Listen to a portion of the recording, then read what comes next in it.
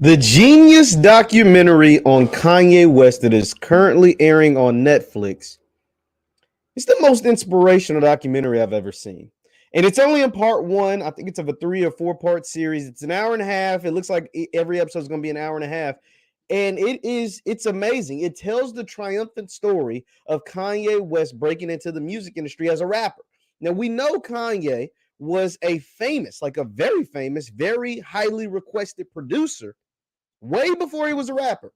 And I'm going to talk to you about the triumphant story, and it's an incredible story for any black man, and you can take away a boatload of inspiration from episode one. And we haven't even scratched the surface of what he ultimately accomplished.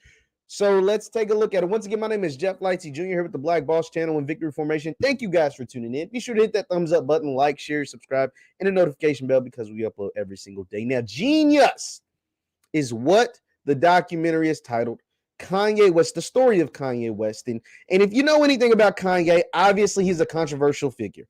Obviously, you can say the things with the Kardashians and Donald Trump and all this stuff that he's done within the last 5 years or whatever, controversial, whatever. Like, you know what I'm saying? You can love him, hate him, whatever. He has stans, like crazy big fans, and he has people on the complete opposite of the spectrum that hate his guts. But however you feel about Kanye, it doesn't matter. If you're a black man specifically, you will take away a ton of inspiration and really feel like you ain't doing jack-ish after watching just episode one of the Kanye West Genius documentary. So in the Kanye documentary, like I said, it follows his journey from being a producer to trying to be an artist, a rapper, trying to actually break into the industry as a rapper, because he was the hot ticket. So, and it's all recorded by his homie Cootie, who comes from Chicago, who dropped everything. This is the power of inspiration. This is the power of, seeing something great probably before the person even sees it. Kanye knew he was great. Kanye knew he could rap. But Cootie, who was his friend, he was a comedian, was doing well in Chicago, had met Kanye, I think he said in 1997 or 1998, and was like, yo, this dude is going to be a star. This dude is doing something that nobody else is doing. This dude is on a whole different wavelength than everybody else. And Cootie saw that and was like, yo, we need to document this. We need to record what is taking place, because this is something we're going to be able to look back on and say, wow, this really happened. This is where we started, and this is where we ended up. So he dropped everything. Kanye moved from Chicago to Newark, New Jersey to be close to New York because he wanted to get a record deal from Rockefeller, from Rawkus Records, from Epic, from anybody that would give him a record deal he was looking for. And Cootie left Chicago, said, and followed Kanye out to Newark, out to New York, to record this process of him trying to get a record deal. Now, this in itself, Kanye already believed in himself, but having a friend back from his hometown drop everything he was doing, one, that was kind of bold, and two, it gives you that extra motivation. Yo, Cootie just moved across the country because he believes in me. So now I got to get this. I was going to get this done no matter what, because I moved across the country to get this done. But now I got someone else who also believes in me just as much as I believe in myself. That is powerful. And so when we're following in episode one, it talks about how he was a hot producer. He was selling beats. He was telling how he was selling beats for like $500 a pop. And people was doing their thing, whatever. He had sold some beats to Talib Kweli, sold some beats to Mos Def. But then he got to Rockefeller. And he did a beat for Jay-Z and Scarface. And that kind of took his name to a next level. And then the Blueprint came out. And Kanye did half the tracks on the Blueprint, most of the Blueprint, but did specifically the H to the Izzo, which was out of the stratosphere. This song that just went double, triple platinum. The Blueprint went double, triple platinum, and Kanye went from selling beats for $500 to like 40, 50 grand. You know what I'm saying? It was making big money. It was making huge money, but none of that mattered to him. None of that mattered to him, because he didn't care about selling beats to Jay-Z or selling beats to Mos Def or selling beats to Beanie Siegel or Memphis Bleak or all these dudes that were on Rockefeller or all these dudes that were making platinum records. He didn't care about all that stuff. He was like, yo, Rockefeller, I'm selling you all these beats. I'm getting y'all dudes platinum records. Take a chance on me. Sign me as an artist. Have me, you know what I'm saying? Have me like I'm just as good as these dudes. Hell, I'm better. You know, he was pitching himself. And Jay-Z was like, oh, you know what I'm saying? That's cool. But what's some next beats like? You know, everybody was like, that's cool. Most Def and Talib Kweli was signed to a record company called Rockets Records. And their A&R really liked Kanye and was like, yo, I want to sign you, Kanye. Went up to the dudes at Rockets, the presidents, the bosses. And they was like, nah, we don't want no backpack producer. But he could throw us some of them beats, though. And then Kanye blitzed Rockefeller himself. He went up there and spit his rap. Spit All Falls Down, a classic track. Spit the raw, unmastered, you know what I'm saying? Spit it in front of marketing people. Spit it in front of people that worked at Rockefeller. And they kind of just like, oh, okay. One girl kind of laughed. They thought the rhymes were kind of clean, though. She was like, yo, what did he say? She couldn't afford a car, so she named her daughter Alexis. Damn, man, it's kind of tight. That was kind of lit. But they still, you know, even they weren't impressed. And they were kind of impressed, but they was like, he's still Ye. And then Ye got a feature. You know, he works, and that's where the inspiration comes from.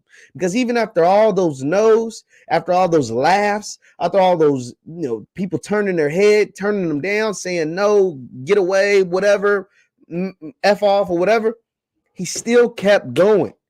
So MTV was interviewing Kanye because he had H to the Izzo, because he did the Blueprint. They were interviewing, yo, you the producer that made the Jay-Z beats, the soulful beats, the ones that, you know what I'm saying, put Jay-Z, like, took him to another stratosphere. And he was like, yeah, but I rap too. He never not told people that he rapped. Yo, I rap too. You know what I'm saying? Like, I'm trying to get featured on one of y'all programs. You hear it first, where you profile up and coming rappers. Well, y'all know me as a producer, but I rap too. So he, you know, gets to talking to people, and they pass this on to people and pass it on to people, and boom, it gets featured on You Hear It First. And that's one of his famous interviews where he's rocking the red hoodie, you know what I'm saying, and was telling people about his stuff. And he played Jesus Walk, and he played this, and he played that. And I think Rockefeller, not all of them, but Dame. And it's funny because I know this will come, and Kanye's spoken about this. All of this stuff is, I mean, this stuff happened 20 years ago.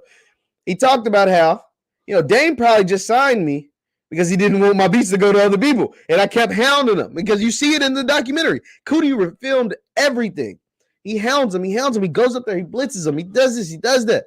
And Dame finally decides, not without Jay-Z, without, you know, the cosign of all these other people, Dame finally decides to sign Kanye as an artist. And quite frankly, it's one of the best investments he ever made. It was the best artist Rockefeller ever signed outside of Jay-Z himself. But it was one of the best investments he ever made. But it only took place because Kanye never gave up on himself. That's why this documentary is one of the most inspirational, probably the most inspirational I've ever seen. And for Black men, it tells you, yo, if you have a dream, you know, my mom, and I think this comes from the Bible, but my mom says this all the time: faith without works is dead. Kanye had faith in himself, but he worked for it. He worked to get where he's at. He worked to build this empire. He worked to just get his album. He had his album done, or a lot of the tracks done. They weren't mastered or whatever, but a lot of the tracks, concepts of Jesus Walk, concepts of College Dropout, all this stuff, Family Business. He had all the rhymes. He had all the beats. He had everything pretty much done. He was delivering an album to the company. He just needed to get signed. He just needed to, you know, somebody take a chance on him. But the Family Business, All Falls Down, Jesus Walk, those songs were already done. It played it before he ever got a deal. He's playing them for Scarface, playing them for his homies, playing them for Rockefeller. It was done. 2 words, done. These songs were done. He knew what his singles were going to be. He knew the concept that he was going with. He knew all of that stuff. But he continued, even after all the no's, all it takes is one yes. And he heard his yes, and now he's a billionaire. Now he's a billionaire. Now he's changing the game and saying his album's not coming out, or his album's only coming out through his own business. Now he's got the Yeezy brand. He's one of the biggest people in fashion. He's one of the biggest music people ever. He's got over 20 Grammys. He sold millions of records. All because he believed in himself. All because he betted on himself. He started his own brand. He started his own business, essentially. Yeezy, Kanye West. Dog. Yeah, I mean, it's so powerful, man. It's so powerful because you hear all the no's he's told. You hear him say, I have a whole bunch of money. When he signed his deal, when Dame called him and finally said they're going to sign him, they celebrated by going to freaking Burger King or McDonald's or something. I mean, this dude wasn't filthy rich. This dude wasn't nothing. Like his apartment was sparse, barely had any furniture in it. Had a pool table and some couches and like nothing fancy. Not like these $1 million mansions he lives in now. But all like the lifestyle he lives now was all laid by this foundation that he never gave up. The only documentary that I could say that was just as inspirational as that was the Hitsville, USA with Berry Gordy and Berry Gordy, the creating of Motown. Now, the only difference between Berry Gordy and his creating of Motown and why I think Kanye's The Genius, at least just through part one, is better and more inspirational is because Berry Gordy actually got a loan from his parents to start Motown. If you've never seen Hitsville, USA, a Showtime documentary on the making of Motown, go watch it. It's amazing. But Berry Gordy actually got a loan from his parents because his parents are smart. His parents were business owners out in Detroit, and they gave him a loan to start his record company because Berry worked at Ford, and he's like, man, to hell with Ford. I like music. He wrote a song for Jackie Wilson. He did some songs. Him and Smokey did some songs, and they would hit the charts. But the record companies at the time pay you if they wanted to. And so Smokey was like, yo, if you're only getting $2, $3, and your song's on the charts, you might as well start your own thing. Gets a loan from his parents, starts Motown. The rest is history. The rest is history. Kanye didn't get a loan. Kanye was making beats and decided and was good. You know, he says it on the song, 5 beats a day for 3 summers. I deserve to do these numbers. Like Kanye to think about himself. He's gonna tell you about himself, how great he is. And it was like, yo, okay, I need a bigger footprint. So I'm gonna leave my home, Chicago. He already dropped out of college. Leave all of that. Head out to New York and make it happen with nothing. Nothing. Like whatever he had, nothing. Just do it. And now he's a freaking billionaire. Now he's a freaking billionaire. Yo, that stuff is amazing, man. Jeen-Yuhs. Streaming on Netflix right now. Only part 1, part 2 is coming out soon. Yo, it is the most inspirational documentary, and it's only part 1, only an hour and a half. I'm telling you, if you don't take anything else away from that, just continue your grind. Whatever you're doing, whatever makes you happy, whatever you do, but be able to monetize your grind. Be able to monetize what you do. Be able to monetize your talent. Get a talent, acquire knowledge, or whatever you're good at. Acquire knowledge of a certain thing.